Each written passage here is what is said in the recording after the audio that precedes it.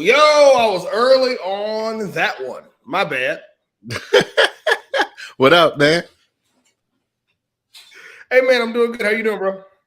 I'm doing good. I'm doing good. We making it. I'm making it. It's been a rapid fire busy Monday, but I think that's how It's a Mondays good happen. day. Yeah, I mean, get into it. Get the week going. You know what I mean? Yeah. So this is you were telling me in pre-show first board meeting on the board for the new org. Yeah, just How's that keeping feel? it. It feels busy. No, it's exciting though. It is good stuff. Getting with another organization trying to help where I might be able to help or lend Right. some expertise or Mm-hmm. learn, network with people, just help where help is needed. So I feel that, man. that's the energy I'm trying to put out there, man. I'm trying to put out there for 2023. What energy can I give to the universe? Bro.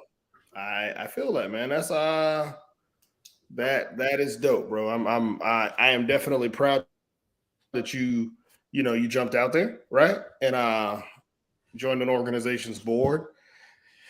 I get it. That the time commitment for board service is real. So Yeah. congrats.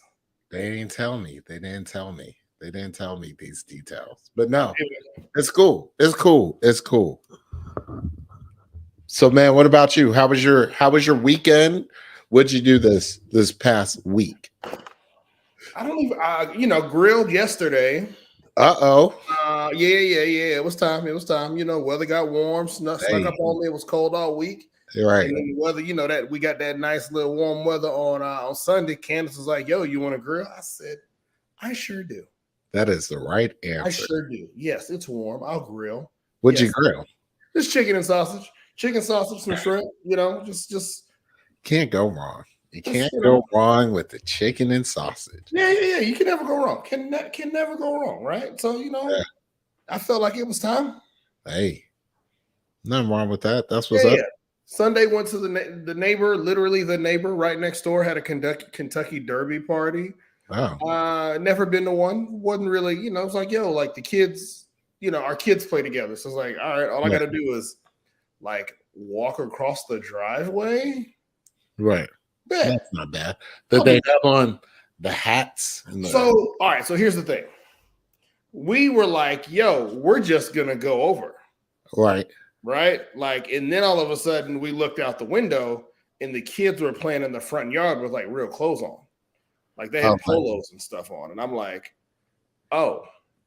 Yeah. For some reason, the Kentucky Derby always comes across as like another culture's Easter.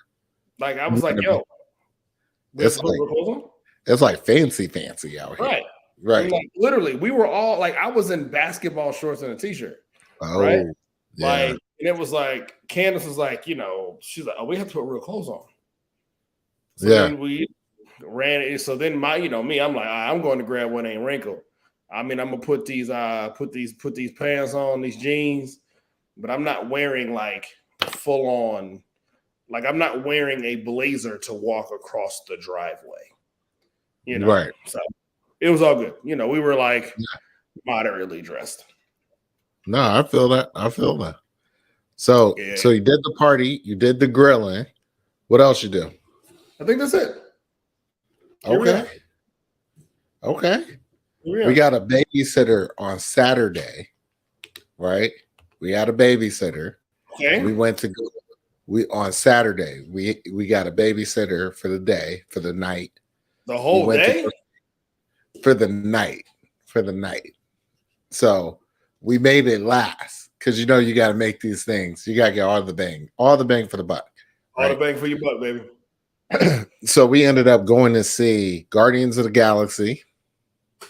And then we did Guardians of the Galaxy at the new Epic Theater. And then got something to eat there. Then we went to Jill Scott Saturday night. That was dope. Y'all just lived it up. Nah, we tired. Though. Hey, y'all lived it up. Y'all did too. Let me tell you something. It ain't no way in hell me and Candace got enough stamina left in our in our old married bodies to do two things in one night. You want Hey, me to? we were ambitious. We were ambitious. I mean, you got to be when you don't have no when the babysitter lined up. You got to be as ambitious as possible with the babysitter lined up. Yeah, I'm like, yo, we went to the Epic joint, and when we got out, they were having a Kentucky Derby. I feel like it's called something else than the Kentucky Derby. Isn't it called like the Preakness or something? I don't know. You know, this ain't my judge. I ain't really too it's high not my for space. It's not my space. No, right? This is. I'm not just highfalutin, bro. Like I'm a regular dude, bro. We saw the movie. We went to a concert. We took our behinds back home. We tired. So I feel you.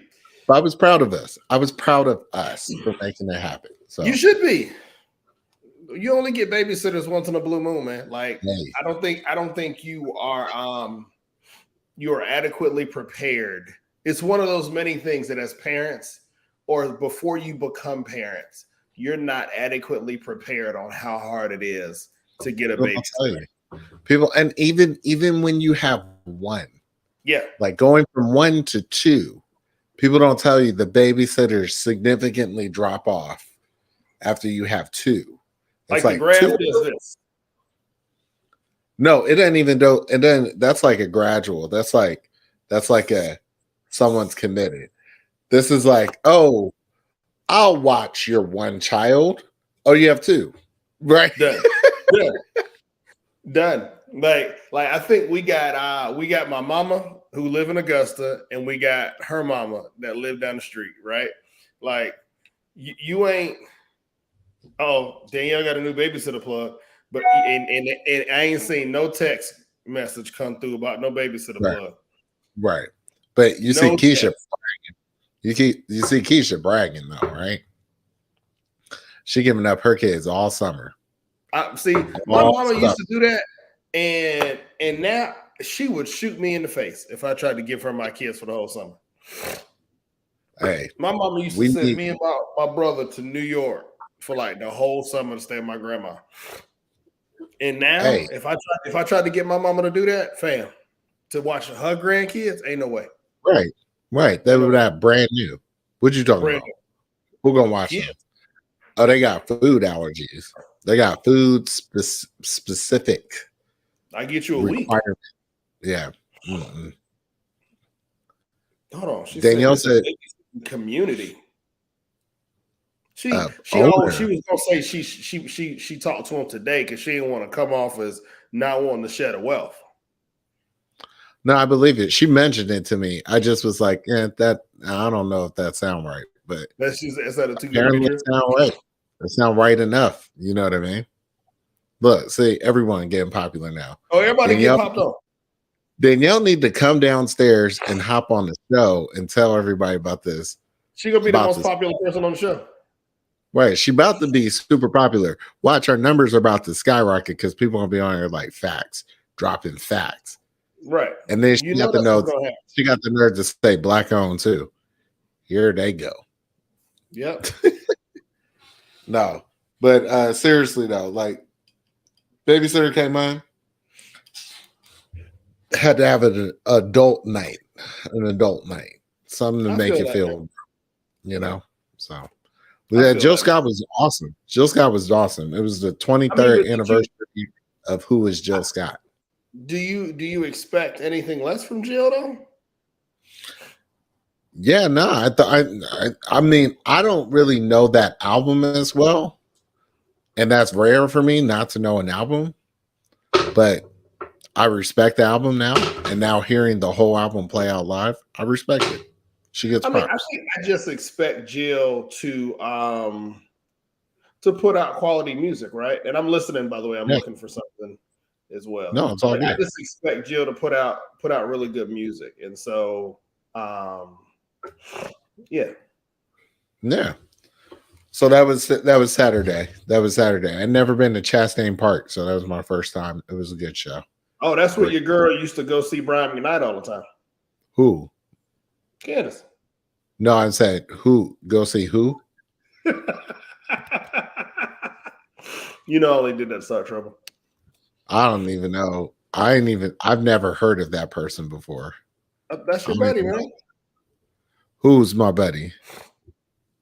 Brian Mickett. I have no idea who that is. I have Don't do no that. idea.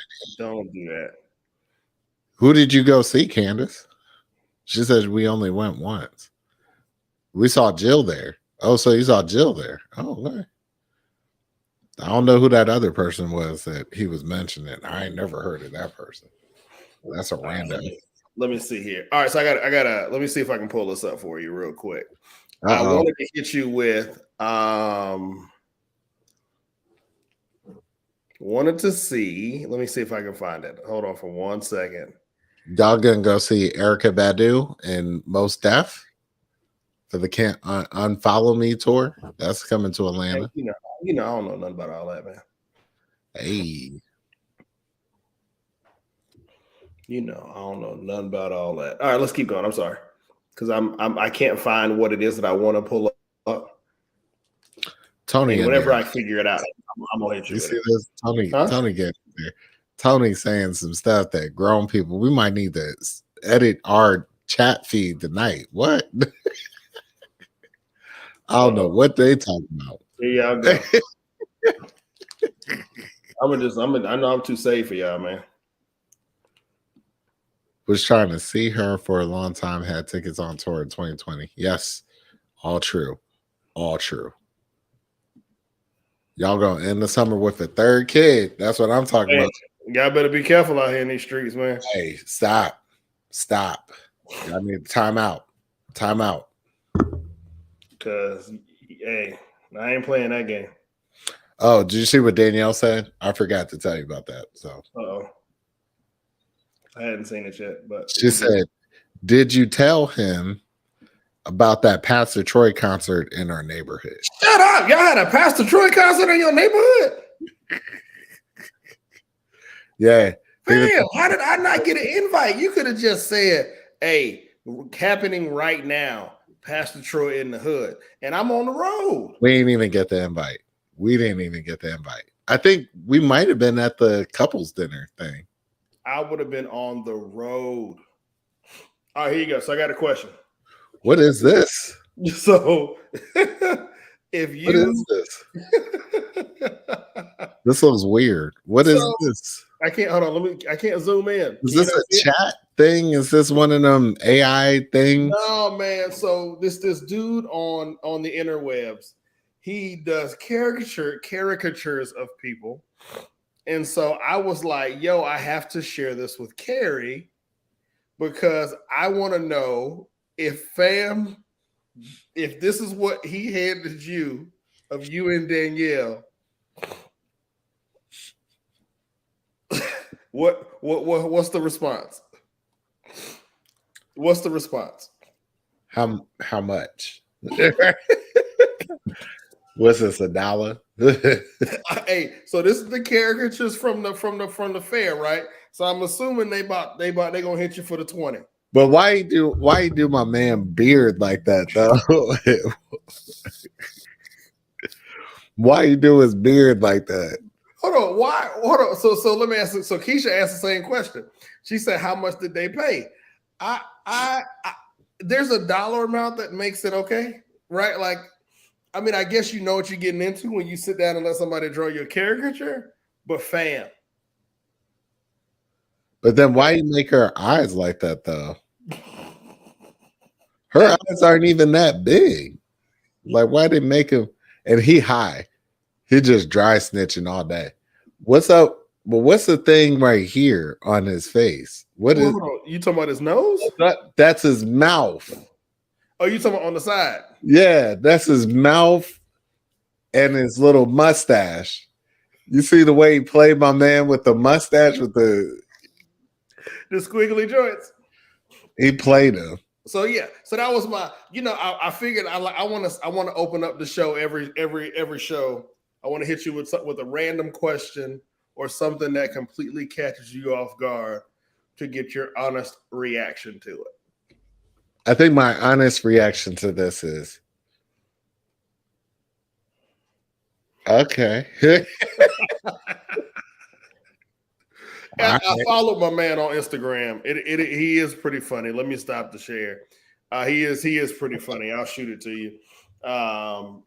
Like all of his stuff. I think people at this point know. Like when I sit down at his table, like I'm gonna get roasted. I'm gonna get blasted.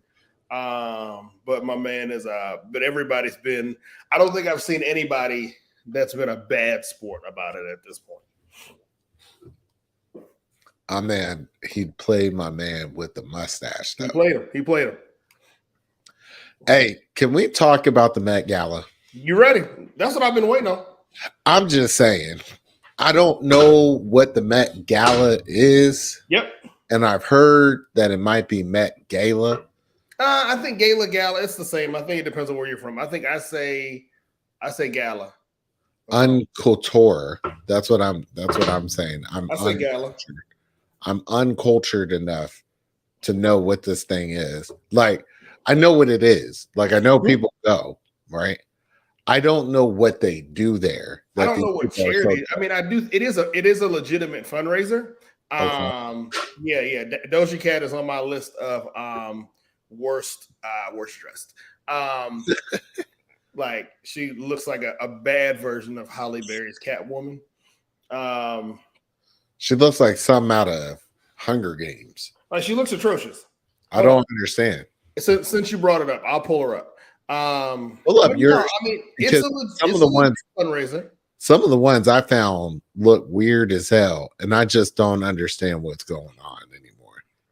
Like I'm just so lost. Okay, so you got yours pulled up. Let's. I mean, so this is just from whatever news site when I Google best and worst. Candace said it's for the Museum of Art. So I mean, it's a legit fundraiser, right? And so I'm Boo Boo the Fool. The caption at the top of the picture says, "I'm Boo Boo the Fool." Yeah. Because all right, so it's the best and the worst, right? Like this, I think I found the one that had all the worst, right? So I don't care enough about Anne Hathaway. I didn't even know who this was until I saw the article. Come on, Rihanna's killing me. Rihanna's killing me. Why she look like that? And why has he got on a lumberjack joint? Why does it? I can see it a bit. You guys zoom in. Hold on, I got the Mac, man. I don't know how to zoom in on this thing. All right, just keep it right there. So ASAP Rocky got on a plaid lumberjack dress and jeans with some gloves and a suit jacket. Oh, hold on. Candace said, explain the theme of the year. I don't know what the theme was, Shawty. What is the theme? They got themes. What the theme? Ugly? Be ugly? Yeah, tell us, Candace, you're going to have to tell us what the theme is, because I don't know. Like this one, this is Nas. This guy does the most, man. Like I'm really cool with people just doing their thing, you know what I mean? But my man is always doing the most. Like I get it. Celebrities, it's this ever-present desire for I have to do whatever it takes to stay relevant. But like this dude is like, wait a minute. Danielle's sticking up for her. She said Doja Cat. Apparently, Karl Lagerfeld. I don't know who that is. The artist who the theme was based on. Thank you. My wife know my heart. Had a white cat that he loved. Nah, shut. Karl Lagerfeld. I don't know. It was homage to. All right, so who? All right, see now, y'all trying to hype this. Y'all trying to make this regular. Who is this? This chick right here looking like somebody from the Addams Family. Like, I'm sorry, like y'all can't make this better. Yeah, I don't understand. Like y'all cannot make this better. Like Michelle Yao, and right behind her looked normal. She looked great. Good. You good? Yeah. You good? Like why? Hold on. I had a picture. Hold on. Let me see if I can find it real quick. I don't understand. Hold on. Let me see if I can pull that up real quick. Y'all gonna have to help me. Now, so is this popular? Candace, Danielle, y'all let us know. Is this good? This was a good year for the Met Gala, or was this like a rough year for the Met Gala? Because they said, because hold on, let me pull up Letitia Wright, because she showed up to the Met Gala looking like Mayor Lightfoot Who? from Chicago. Who? You know them. Hold on, I'm about to pull her up so you can get the side by side. Candace said one of my favorite. Danielle said she don't know. Kisha said yes. Every year it's a different theme. I appreciate y'all for staying up on stuff like this because this look rando. Now let's see. Let me see. Boom. Here you go. So this was Letitia Wright at the Met Gala. Let me see if I can pull her up. Boom, right there with the pantsuit. Oh, you know who I thought? I don't know why. When you said Letitia Wright, I'm thinking Tachina Arnold. I was like, why is she there? Like, but this who she really looked like. What's her name? Don't roast her. Don't do it to her. You know I am. You know I am.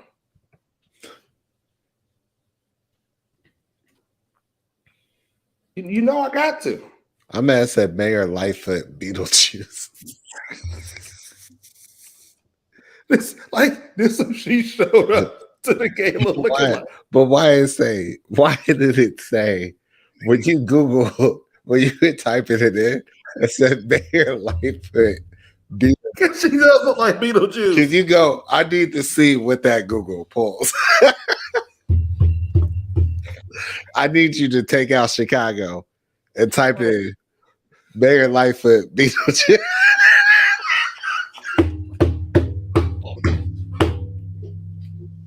Dead. I hate it here. Look at the one with the hat.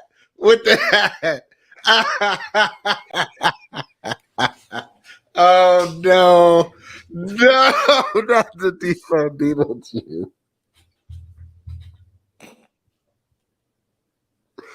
Dead. Oh, y'all dead. Why they try to put that girl in a leather jacket? Why? I'm sorry.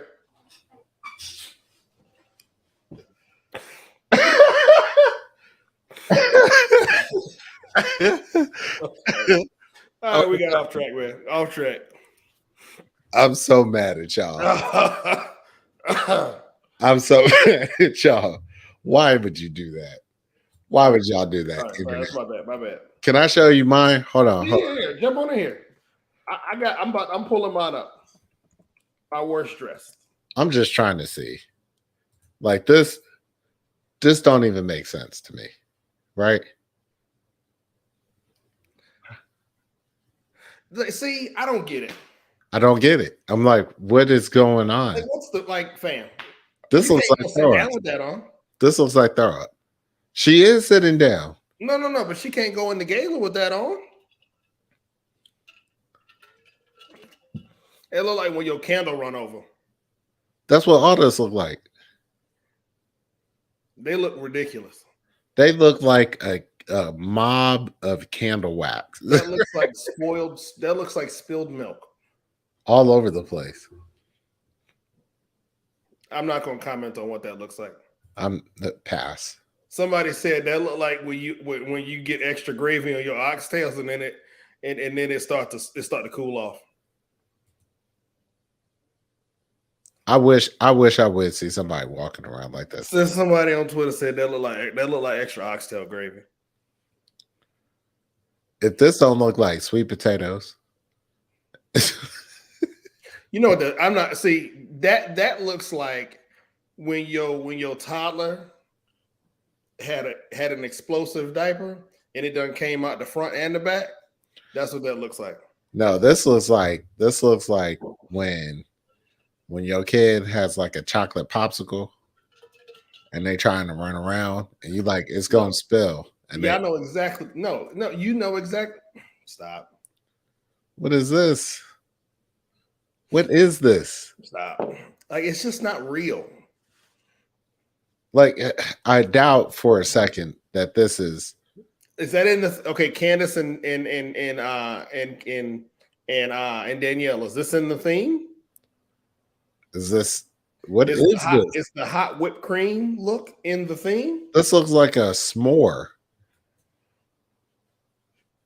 Look at Stop. this. What is this? Stop. So you want me to believe this is an outfit? That's what happens when the cheese whiz get warm. When the cheese whiz get warm. That is right. That is what that looks like. She looked like a nacho, like a movie theater nacho. It does look like a movie. See, now Keisha and him talking about it's a playoff his art piece. Y'all gotta stop. Whatever. Y'all gotta stop. Stop. Y'all gotta stop. Stop it. Y'all gotta stop. This? What is this? Soap? Soapy soap. That's what that is. And look, all these people standing around taking a picture of her with soap suds on. This looks like the first time you thought that you could put dishwasher liquid in your dishwasher. This looks like what happens when you're 8 and you play with the shaving cream in the bathroom, and they get all over the place. Now, I have nothing. Who is that? Is that Beyonce? That's not Beyonce. That ain't Beyonce. She wouldn't dare do that. Who it? Like these people, I can't even tell what race these people are anymore. I think that's the point. Be culturally ambiguous. I get it. But also, this looks weird. This looks like a latte. I'm not even gonna lie to you. This looks like a flat white latte. So, like this, like someone come and help me. What the hell is going on with all this on the ground? Hold on. Let me come back. I don't all this. Like, imagine you going out on a date and somebody pull up like this. You'd be like this. See, so here's my thing. Y'all got to help me. We gonna go to Waffle House? Like, I've been to plenty. I've been to many a gala in my time, right? Many a gala. Is there an outfit change that happens? What the hell? No, she got a bottle of vinegar. She got a bottle of. because she's supposed to be a volcano. She a baking soda volcano. Hell nah. I'm just guessing by the bottle of vinegar. They're gonna nacho cheese again. She looks ridiculous. She looks like an idiot. Look at these people. Now you know you ain't supposed to come out the house looking like that. I just don't get it. Stop my screen. Shut it down. I don't get it. All right, so hold on. So I had a few more because I just.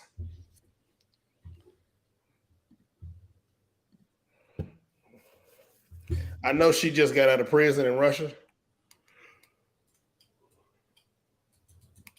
Who is why she look like she got drafted in 1999 in the NBA? Dang, you tall as hell. No, that's what's up. But she looked normal though. Who? Not with this full-on pantsuit. You can't do that. Hey, normal versus Suds McGee over there. Yeah. Nah. No. She looks legitimately. You forget what NBA players look like in the 90s during the draft. See, you making me want to just Google random stuff and see what pops up. You are forgetting what NBA players look like. That's what she looked like. This is exactly what she looks like. Yeah, but that's normal. Look at that.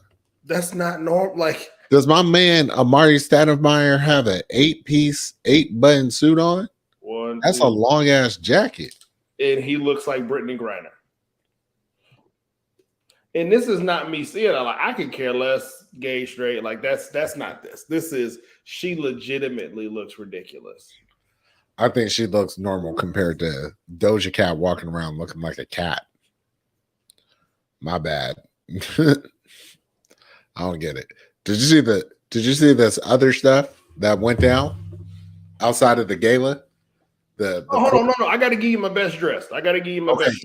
Give me your best dress. Best dress had to be Diddy. Like, if I'm gonna show up somewhere, let me pull him up. Pull up your best dress. I ain't even got a best dress. I don't, I don't know about his, young Miami. I didn't really know who that was, to be quite honest with you. So let me see if I can get a bigger picture of this. You don't know who the City Girls is? I don't. Here you go. I get it. It's too hard. It's too hard keeping up these days. Let me see if I can pull him. Because like my man Diddy now. Okay.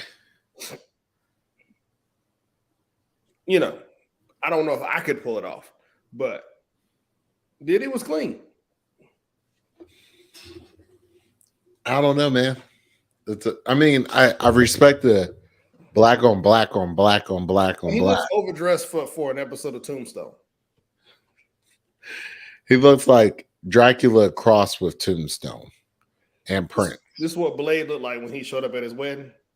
This what Blade looks like at a Prince concert. I feel it. No, I mean I ain't mad at Diddy. Like Diddy giving it to me.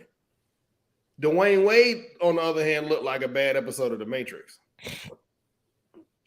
I had him pulled up, but I gotta see it. So anyway, go ahead and ride. Keep it rolling. No. I'm just saying, like, all this drama coming out about the coronation, about the King Charles coronation joint, been crazy though, because they talk about how Harry showed up, and it was like, oh word, I'm gonna sit in the third row back here with Prince Andrew, who was Andrew with Jeff. Can we talk about the fact that the dude for about the 33 seconds that I did see, it looked like my man was gonna die in the middle of the coronation. Bruh, I think all of this is weird as hell. I'm sorry. It's like I'm not as invested in it. And maybe I should be, but I feel like it's people that invested in the inauguration or something, But it's like, I get it. It happens way less often. It hasn't happened in people's lifetime. You've been waiting to see this. But also, I mean, there's people in Great Britain that are like legit, like, yo, I've been waiting for this my whole life, right? And I just don't get it. I just don't understand. I'm just not in. I'm not in on it. Fam. I don't get it. They tried to put the rings on his fingers, man. I seen a picture. His hand was already swole up. They couldn't even get the jury on. My man is gonna die in like 2 years. We're gonna be right back here in 2 years with the other putting the crown on the bald dude. And then they talk about Prince William got a side chick, and the side chick got a role in the coronation. Hold on, which one is William? William is the one that's next in line. Yeah, he the 40-year-old one. He going bald. But Harry showed up and was like, "Oh, word, I'm not in. I'm out. I'm out." You know what, man? Harry, but see, Harry been like that. Harry been the dude that's like, yo, man, this the foolishness that killed my mama, and exactly. I ain't trying to be with it. So I'm gonna be here for the important stuff because y'all make me be here. But other than that, she said William is the non-disowned one. Yeah, William. See, I don't want to call him by his defining features because I feel like I'm on my way. Right. He's bald, I'm balding, so I feel like I gotta be on his side because we got like I'm gonna be in his, we got a club meeting that we're gonna be at together. But you ain't balding like he balding. I mean, we probably got, he's just further. I think he just has advanced stages of the balding. Yeah, but I mean, I don't know, man. All of this, if I'm being honest, just celebrates a privilege that I don't feel like people earn. Yep. To some degree. Yep. And I'm like, I'm over it. I mean, watching little bits of it. I saw the part where they put the crown on his head and he was like all hyped up. Then they put it on Camillea's head and she was pretty hyped. Outside of that, I'm like, yeah, okay. Cool. I don't think in the grand scheme of all that is important, this ain't even in the like. I knew we were going to talk about it today and still didn't watch it. Like it's just in the grand scheme of all that is important today, this ain't even in the top 1,000. Yeah. Yeah. I mean, you know what we could be talking about outside the coronation? How about Atlanta had a shooting thing go, Fam, bruh? Talk about crazy. I was downtown. you know what? I forgot. I was like, yo, because I thought about you for a second, but I was like, no, Carrie worked from home. Yeah, no, I just happened to be downtown that day doing meetings. And when legit I was driving up, I was telling Danielle when I drove up, it was police cars driving by on fast and everything. I was like, oh, I was just kind of crazy. I don't know what's going on. Got inside the restaurant for a meeting. It was like, yeah. So like we got to prep for this meeting thing, blah blah blah blah. Then everybody's phone went off, said shelter in place. It was like an Apple message. Shelter in place immediately, mass shooter on the loose or something. Yeah, man. It was like, what? Yeah, we still don't know why he did it, right? Because he pulled off in the They north said he side. was off his meds. He said he had a bad batch of meds from the VA hospital. That's what his mom was saying. Dang. And it's like, it's all bad, man. It's all bad. But then, I mean, if we being honest, I was, when they finally showed it, Candace was like, damn, he black. I said, shit. yeah, it's not a good look. Can I ask though, how did he get from Midtown to Truist that fast? Hey, your boy broke out. He was out. Like in the history of Atlanta, nobody has gotten from Midtown to Truist in the time period that he did it. That's what I'm saying. You don't mess with him, man. He was a vet, and he apparently was at the VA. His mom was saying that he had been going through some mental health challenges. Mm-hmm. He wanted to get a prescription, but they weren't giving him what he thought he needed, and it's just all bad. Dang, man. No, I mean, but I mean, see that goes back to I've always felt some kind of way around how we treat our war fighters when they come home. Yeah. This is not me. I'm gonna be tread very carefully here so that I don't step on a soapbox or step onto my political soapbox, because I don't really want to go down that road today. Yeah. But there just has to be a better way for us to support our vets and our war fighters. And when you think of, and not even our vets, right? You think about like the firefighters who ran into the building during, after 9/11, right? Right. They had to fight for healthcare and long-term care. And it's like, like we put all these people, we put them on these pedestals when we need them. Right. Like, our frontline workers and like we put all of these people on pedestals when we need them, but then when it's time to pay them or time to support them, it's like, nah, fuck that, man. Y'all did this out of the goodness of your heart, right? Like we hype up teachers and we hype up all these people, bro. But then the minute it's time to cut a check to folks, it's like, nah, like we just want to praise you. We don't want to pay you. And I want to support you. I gotta admit to you, like you're treading lightly. I'm just gonna tread. As soon as they said my man was like a veteran, I was like, I'm really interested to see how they gonna frame this in the media. Because I think thankfully for his sake, right? His mother, when they taught her like that day, she was like, no, y'all ain't gonna just put this on my son. He has documented issues going on. Yeah. And this is gun violence, but it is a mental health issue as well.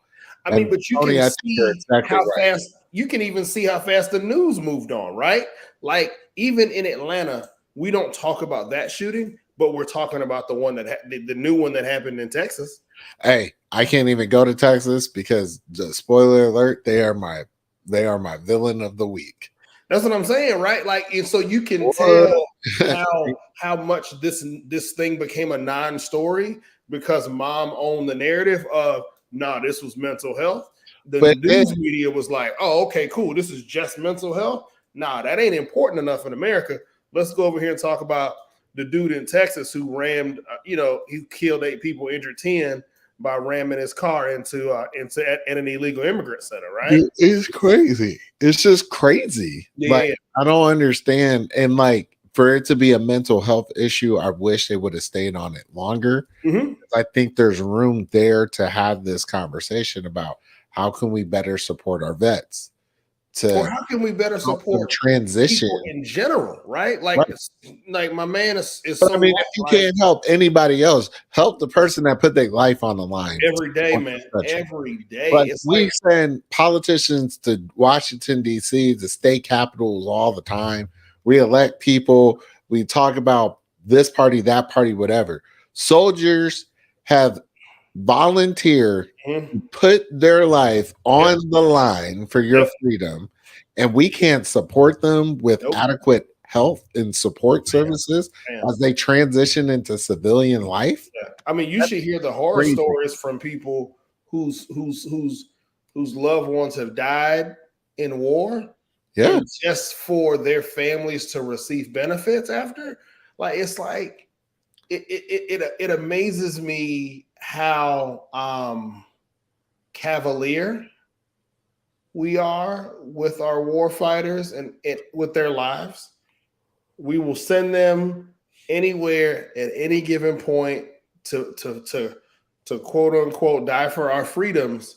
But when they live for our freedoms and they come home, it's like, thank you. But it's like legit. This is legit for me. It's like anybody that joins the service, right? I don't care if you're on the Coast Guard, right? I'm not volunteering to put my life on the line. That if some stuff goes sideways and they like, hey, come on, let's go, right? I'm like, oh, okay, what, right? So the mere fact that I get to do education, that's a freedom that I'm not out there defending on. So if somebody comes back from whatever happened, it could be, I've seen people go through training incidents and be like, yo, I'm shook forever, right? Whatever it was, we got to support these people better. And the fact that they move the narrative on to far right extremists now is like, here we go. We back to the conversation about gun violence, but what about mental health? Y'all don't want to stay on mental health, huh? Okay, right? It's just crazy. Yeah, man, and it's interesting, bro, because it's like, we train, like there's no country on the planet that trains their soldiers probably better than we train ours, right? Yeah. And we train them for a very we train them for a very specific skill set, right? Like, hey, we want you to be able to put bullets or put ordnance downrange for the express purpose of killing the enemy, right? Right. And we do all that to such a degree, and it's like you would think, like, we would have a better system to support people when they come home. Like, not even when they like when they come home, and then when they transition out, right? Like, hey, we've trained you to be a killer. Now we don't want you to kill no more. We don't want you to use the skill set that we get. Like, I mean, hey, I trained you to fly a helicopter, but before I trained you to fly a helicopter, I trained you to kill, to fire a gun. Hey, I got it. So I have a friend that served Army and what I think was Afghanistan. I'm not completely sure, but I know he was Army, right? He came back and told me from his perspective what transitioning was like in the first like couple of months, right? He was like, I just be watching people's hands because I don't know what they're gonna do. Like, can you imagine constantly? Like, it's one thing when you're over there and you're like, yo, what's going on? What's happening? I got to be on P's and Q's, on awareness levels and all that stuff. He comes home, he can't turn that off, right? So it's like, what you doing? What you doing with your hand? What's going on with you? Like, what are you doing? Why are you walking up? What happened? What's there? What's there? What's happening? Blah, blah, blah, blah. And I was like, I can't do that mental calculus all the time, right? To always be looking for threats, right? It's just stress on. He said so. My uncle was a Marine in Desert Storm. I think Desert Storm, Desert Shield, can't remember. And he's like, yo, when he came home, he said it just made sense. Like he said, being there just made more sense. It was in the chaos, in that heightened because of the training, being there was easier than being home. It was like at least, like he's like, because of the training, because of like just being there, it just made so much more sense. And things were easier for me. Now he's fine, right? We're talking about Storm, in the 90s. And so now luckily he's cool. But he was like, yo, like it just made more sense for me there than at home. And it's like, I can't imagine that. I can't and imagine. he was like, and so when he got home, it was like, yo, like it's amazing that we just send you home. And Keisha, can probably speak to, can speak to what it's like to come back home, and if there is a transition or how we get debriefed. But it's just like they're just, I don't know, man. We put so much effort in training. We put so much effort in tech to surround them. It would,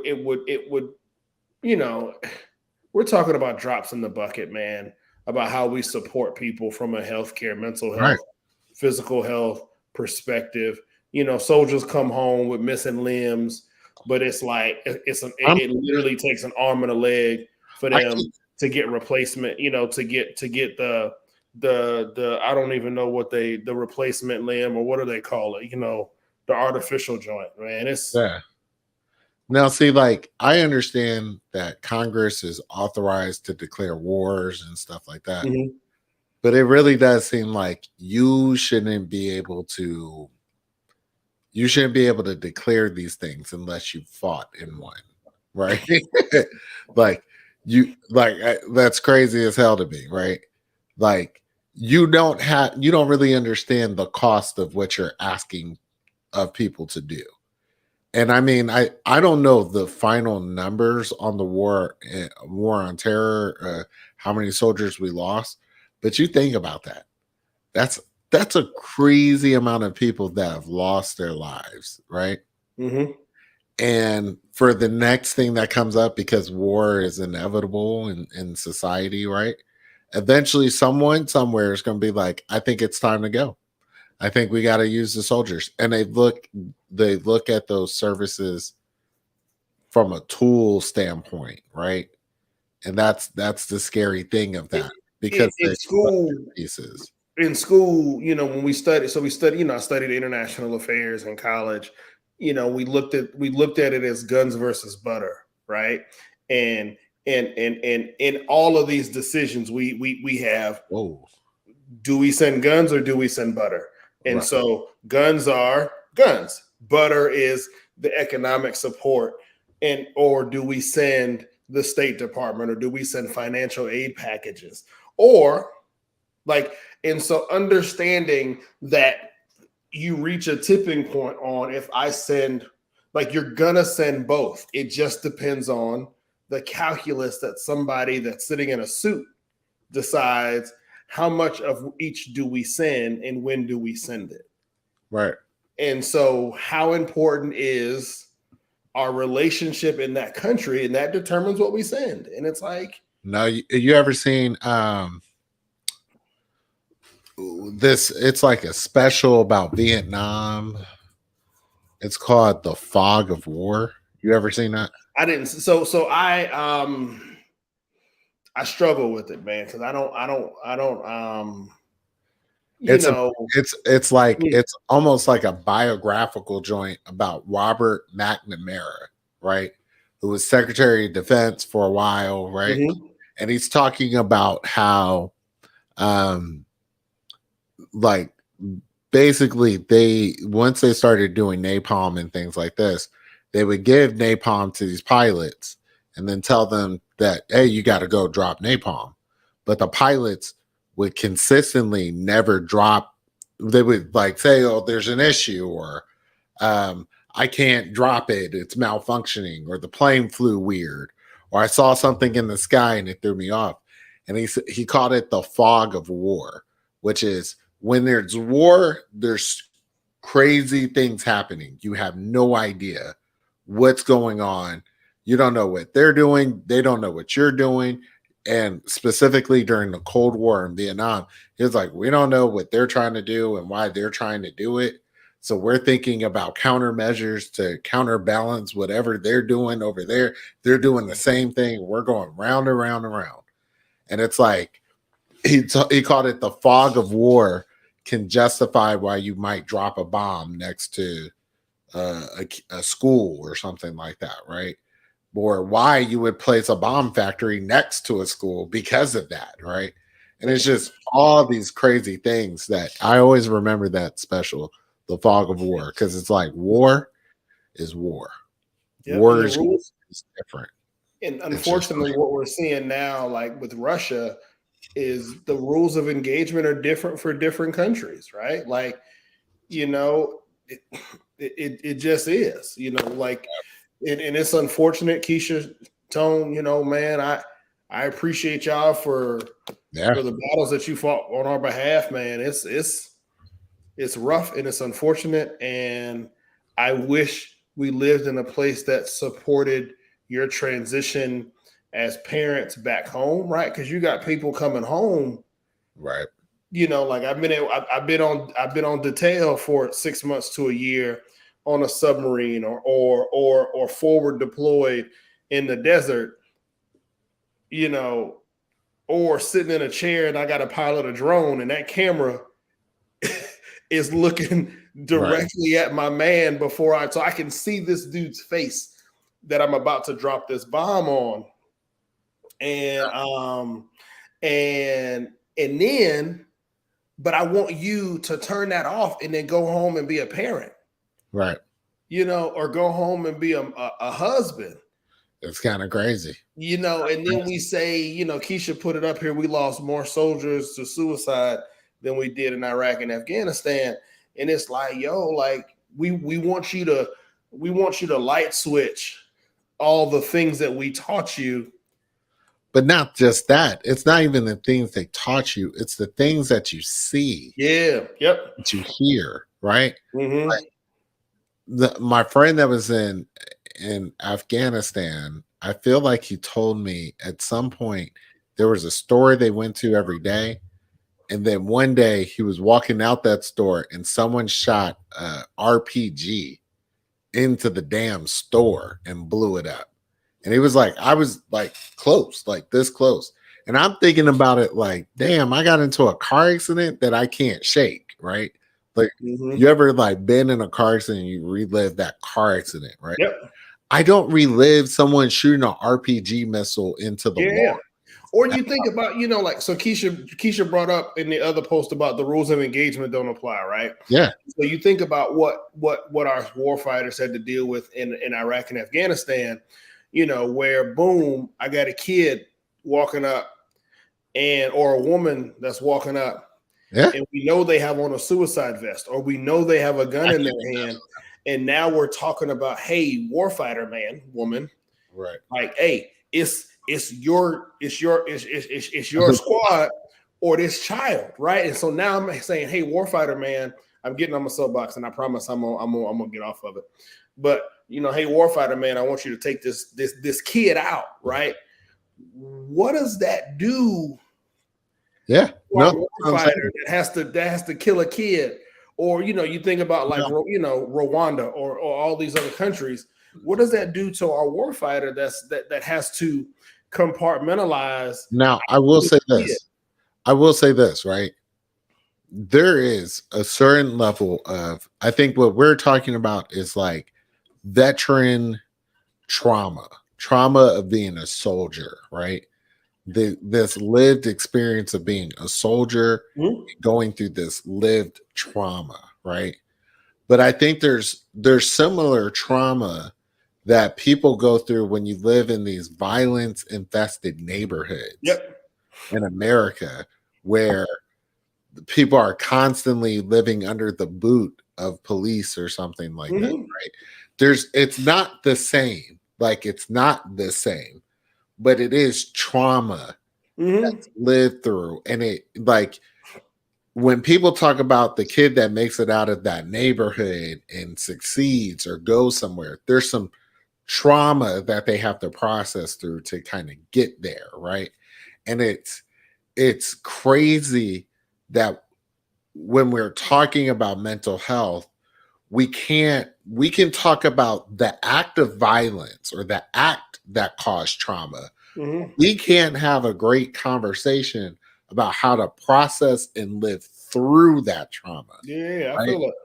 And that's the wild part that is America. Yep. That everybody will democratize or constantly talk about the controversy of the trauma, but no one wants to talk about how to process through and move on from that trauma. I think Right?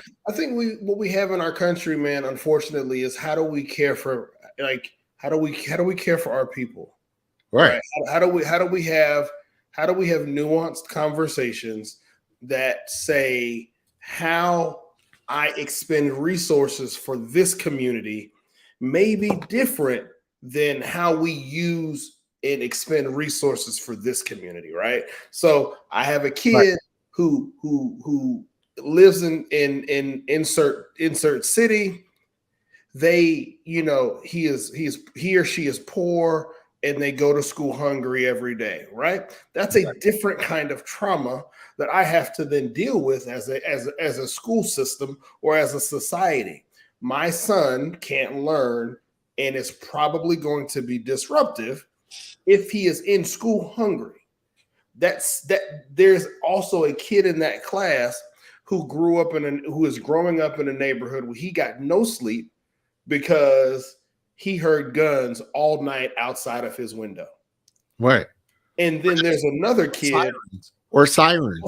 And then there's another kid who grew up in this nice little nestled pocket of protection, and he is growing up in a comfortable home, but he's still sitting in class with all of those other kids. And so how do we create space for that child as well, right?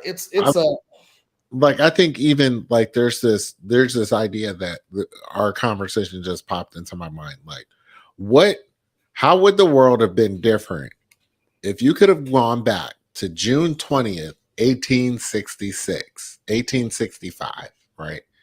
June 20th, 1865, the day after Juneteenth, the first Juneteenth, right? When people were like, oh, y'all free and you're free, right? If someone had came through and prioritized, obviously we didn't have this at the time, but if you had counselors and people that transition people into life post trauma and said, this is what life post slavery looks like. Like, I can't imagine what it could have been for our ancestors to be like, I don't trust y'all. You mean to tell me I'm supposed to be cool with the people that whipped me, beat me, enslaved me, took me on a plantation, made me pick their stuff, do all the work, get none of the money, get none of the resources that are along with it, and I'm free. Raped my wife, killed my kids. Right. Yeah. Threw my mother off a boat. Captured me, took me away, took my family away, because by that point it's been generations of trauma. And it's like, there's never been that conversation. This has never been a place for people to talk through the trauma. It's been a place for people to be like, that happened. And now we're in a place where people honestly want to debate whether this was a thing or not, right? So I think it's like, this is crazy. It's crazy. America is crazy. People find comfort in saying that we're equal, because it's easy to say that. But what they lose sight of is that things aren't equitable, and those two, and those are two very different conversations. And I think people are so uncomfortable with having hard conversations. Yeah. Sometimes people don't have the word, right? Even if your heart is genuine and you want to have the conversation, I think you lose sight of the fact that it's hard. Maybe I don't Well, it's also counter America's narrative that 100%. pull yourself up by your bootstraps. Everything you are is because you worked hard for it, and that's the way it is. Yeah. It's counter to that narrative, but I don't even want to I'm go. not. Yeah. I mean, this is a conversation that I feel like we can have. One The idea of American exceptionalism isn't a real thing. right. It's. I'm sorry. I try, man. I've tried really hard. It's funny, this is a fun show. Thank Right. you everybody who's watched it. We've covered a lot of fun. We started off Some talking fun about stuff, and then we got into some trauma stuff. yeah, we bounced from the Met Gala to the court. We spent 2 seconds on the coronation. Welcome to the show. Right. to the shooter in Atlanta and mental health for veterans to trauma of post-slavery trauma and yeah all that's crazy. But yeah, again, I just feel like we have to get to a place as a society where we're comfortable talking about equity, because at the end of the day, the needs of a kid inside, like when we talk about it just from a kid perspective, right? We talk about it like if we look at COVID and we think about it from our kids' perspective, the needs of an inner city Atlanta kid during COVID were totally different than the needs of a school age student who lived in South Georgia, right? But so there is one thing that I would say about this from working with kids and working with students, right? It is wrong for us as a society to assume that someone in the formula can do the formula for who is at a deficit and who is on the plus side, right? There are some kids that aren't first generation college students that need your voice. They need your mentorship. They need your guidance. They need your outlook on things. There are some kids that aren't dirt poor that also need internet, that need help with food security, things like that. There's probably maybe some rich kids that also don't understand math, and that shouldn't just be limited to some of those other kids. But I think we've got to get to a place as a society where we stop. I don't know how to really formalize this yet, because it's not really like stop looking for the deficit, but we've got to find a way to help everyone, specifically the kids that are most at risk, right? And have a way of talking about them that doesn't say, you're at risk, you're in a bucket, you'll always be in that bucket. Yeah. That bucket, in order for you to get help from me, I need you to recognize the deficit that you're in. Yeah, I think what you're describing is talking about students from an asset-based place as opposed to a deficit-based place, and understanding, again, it's about how do we provide access and equity to students in our education system, right? Again, it's how do we, Tasha's right. The basic needs for our students are the same, right? So I think I forgot what state that was that voted against free breakfast or free lunch, free meals for students while during the school year. I think it was Minnesota or something like that. Like I think that the Republican. So hear this. There's a kid in South Carolina, maybe. This kid in South Carolina raised $2,600, right? Selling candy bars to pay for the shortage and the lunch balances for the kids in his school, right? $2,600 covered the gap, the debt, the lunch debt of these kids that had to pay for lunch on free and reduced lunch, right? Some kids were getting lunch, weren't paying, the money added up. This kid raised $2,600. They're like, oh, I can't think of the kid's name. They're like, Timmy's a hero, right? Someone wrote on that post, they were like, this is the problem. This is the fundamental problem with America, right? To a certain degree, is that we will call Timmy a hero, but we won't say, what about the system that's putting these kids in debt? They create Elementary school. They create That issue. Yep. Timmy had to go out and go sell Yep. candy bars to go pay for their kids' lunch in his own class. Like that's and it's funny because in the grand scheme of a school's budget, $2,600 is a drop in the bucket. And it's like the superintendent probably makes a lot more money than that, right? Like, come on, y'all. Even if you don't want to dive into salary, right? Even if you don't want to have that conversation about how we pay upper management versus how we pay our teachers. Again, $2,600 is a drop in the bucket for it's. If we're talking about a metro school, $2,600 is the drop in the bucket.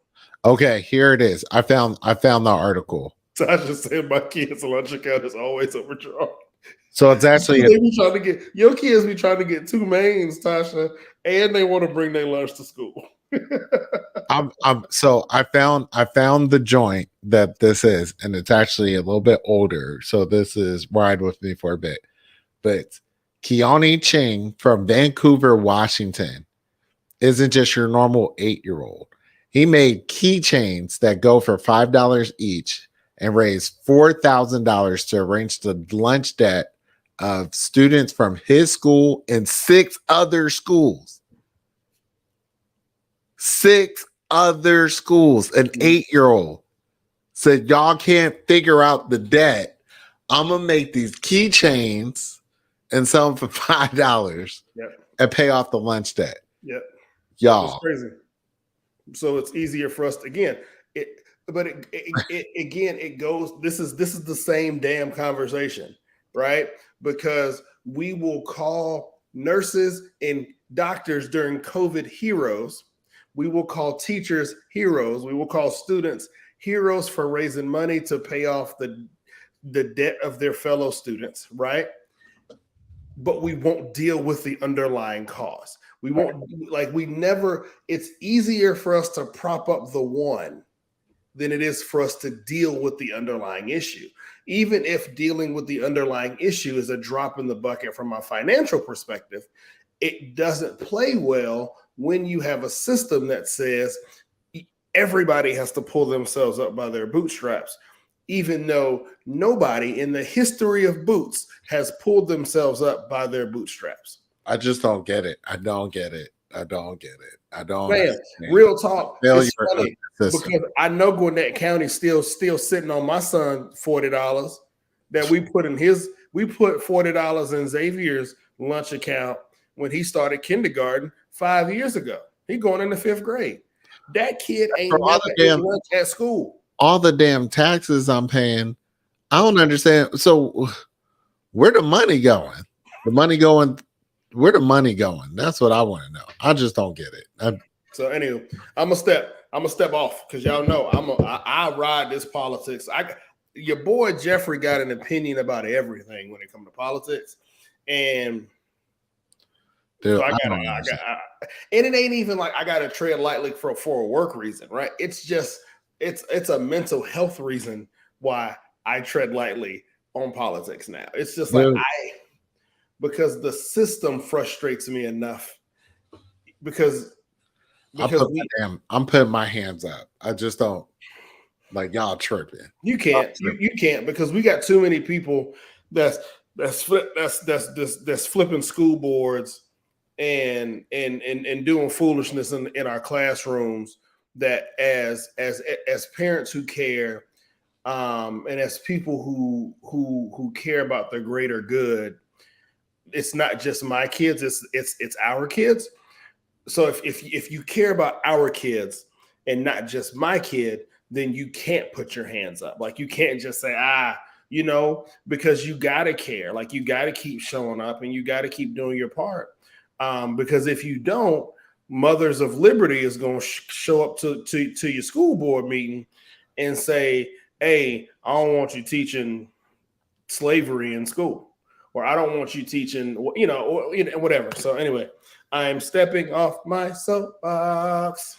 Yeah, I'm done. I'm about to create an after-school program called Real Life, and I saw Tasha's message, and I'm about to create an after-school program where we're gonna teach kids financial literacy, how to pay bills. But see, don't create it. Nutrition. And that's the thing, man, is we got to get comfortable with the idea that we don't necessarily have to create everything, right? When it comes to this nonprofit community, there are organizations that are out there. Oh. Like we just have to do our due diligence and research it. But there's organizations that are out there. We gotta either go and be a part of them, go donate, right? And or we will jump on we will jump in a spot to be a chief instead of just being an Indian. Like I was at a spot the other couple weeks ago, man. I got to figure out the name. My man had a financial literacy bus. It's a big green bus. My man was riding around. Caleb. I don't know. That kid, his mom went to high school with me and Danielle. Yeah. So like and he's out there doing it. They need more. They need more. But the fact that he's got to create, he's in the system. Hey, so he's in the system. So he's got to create something. Join his board. Like that's crazy. Join his board, help him scale so he can get out the system and like don't go recreate. Tasha said Urban League, do it, And that's the thing, is like we got it. We can't. Hey, point well taken. Like don't create. Yeah, don't create. Like change what we got, because there's too many nonprofits out here begging for money and ain't doing enough work with what they got. Because I think that's driven by people wanting their own instead of saying, no, I don't want my own. Yeah. I just want it to happen. And I don't know who else is doing it. But you brought up a great point. Look it up. Go to Google. Look it up. Google. And then get them to do your kids' school stuff. So hell yeah. Like if you on their board, like fam, the minute I start writing checks, go on and get over there and teach this financial literacy. Right. Hey, I think it's time for our favorite part of the show. What do you think? I had a hero. I have no heroes. Can I go first? Because I have no heroes. I had a hero, but I forgot. I have no heroes this week. So I think I'm just going to go with the two villains that I got. Two villains. I had a hero. Guys, my heart was in a good place. Earlier today, I had a hero. I had a couple heroes, and I didn't write them down. I forgot. So y'all, roll with me. So my two villains for the day, the one is Jermaine Dupri and Diddy for their verses. Fam, they do it in September. Like it got announced today. They doing the verses in September. In September 18th, Diddy and JD. Who the hell cares? Dude, versus been gone by now. We don't care no more. And then I don't even know what's happening on September 18th, but let that song gonna be a Saturday in football on. You not getting me. Oh, it's a Monday. You know good and well that's Monday Night Football, baby. I am not paying not bit attention to Jermaine Dupri and Diddy on September 18th for their verses. COVID is over. I'm done. Versus was cool when it was popping, when we was all stuck in the house. It was actually really cool when Jadakiss did his thing. I'm not watching one. I'm not gonna say I'm not, because y'all gonna want to talk about it on the damn show, but I'm gonna be forgot about it 3 times before I remember it.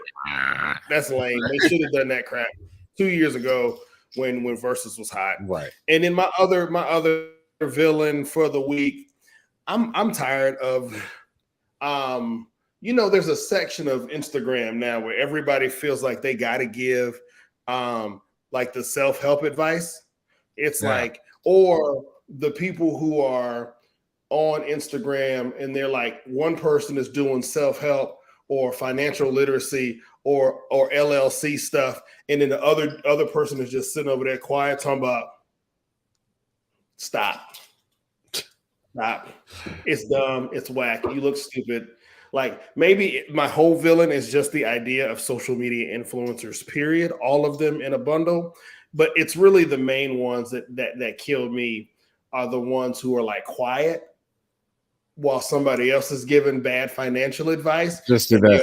Like, you got to start an LLC and then get 2 lines of credit, and then you could go out and buy a car as long as it's over 60,000 pounds. Someone don't stop with Shut up. If someone don't stop with the go get you an LLC, open up $50,000, no questions asked loan. Dear Lord, go get a car. LLC. Then it ain't nobody talking about how to pay for none of this stuff. So you just talking about stealing.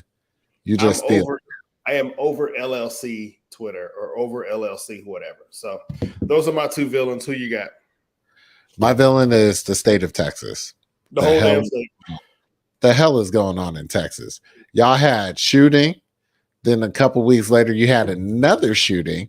Then the next day, you had a guy drive his car over a whole bunch of people outside of a migrant support center. Bam. That's the message. Yep.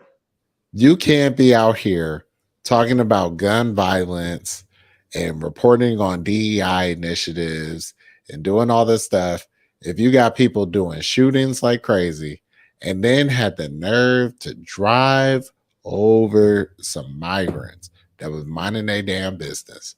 They weren't bothering nobody. They ain't need none of that. That's it. That's it. Texas. I don't get it. Right? My last villain. I got one more villain. Chris Brown. Bro. What the fuck? Right?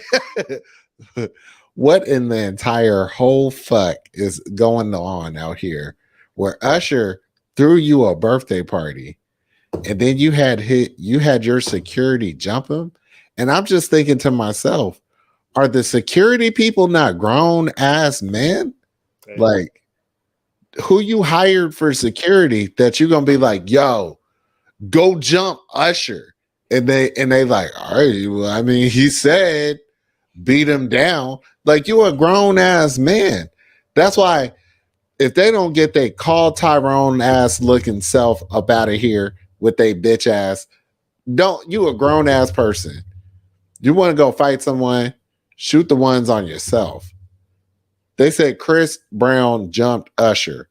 Then they said Chris Brown's security jumped Usher while he pointed. And that's how that went down.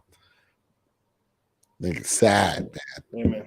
Oh, I remember. Let's end it on a good note. I remember my hero. Who's your hero? Genuine.